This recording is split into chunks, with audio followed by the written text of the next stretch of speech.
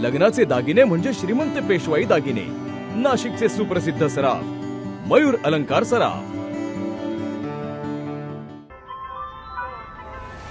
ताज्या बातम्यांसाठी नाशिक न्यूजच्या YouTube चॅनलला सबस्क्राईब करा आणि बेल आयकॉनला प्रेस करा।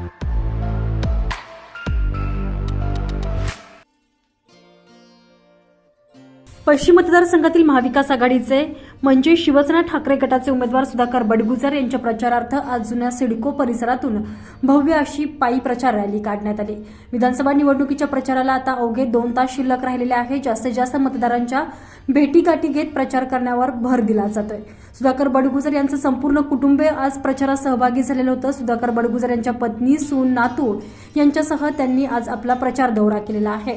ठिकठिकाणी बडगुजर यांचं जंगी असं स्वागत केलं जात होतं। महिलांकडून सुधाकर बडगुजर यांचं औक्षण करण्यात आलं। खासदार राजाभाऊ वाजे यांनी देखील सुधाकर बडगुजर यांच्या प्रचारात सक्रिय सहभाग घेतला। सुधाकर बडगुजर यांना प्रचंड मताधिक्याने निवडून द्या असं आवाहन खासदार राजाभाऊ वाजे यांनी केलेलं आहे।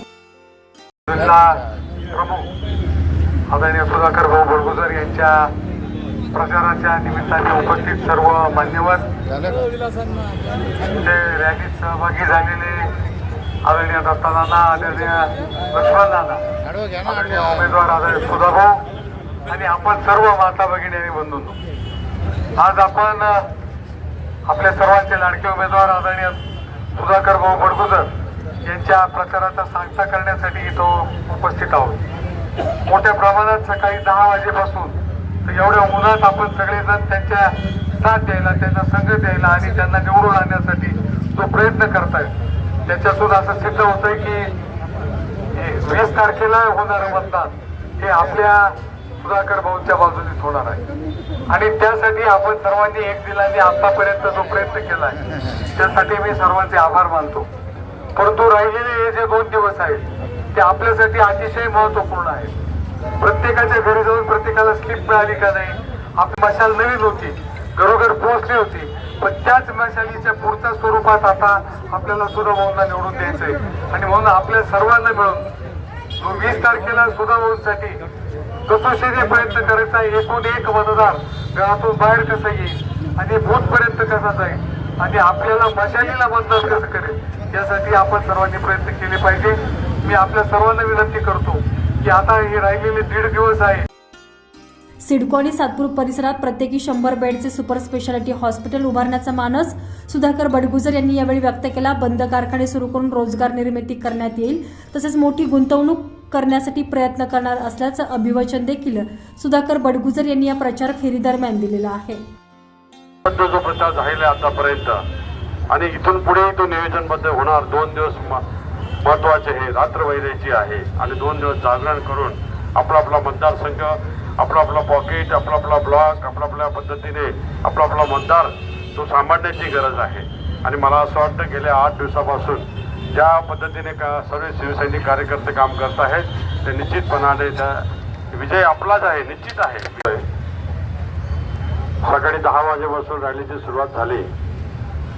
जुन्या सिडकोमधून लेखानगरपासून तर त्रिमूर्ती चौकापर्यंत साधारणतः 8 किलोमीटरचं अंतर आपण साधारणतः 1.5-2 तासात त्या ठिकाणी आपण पार केला।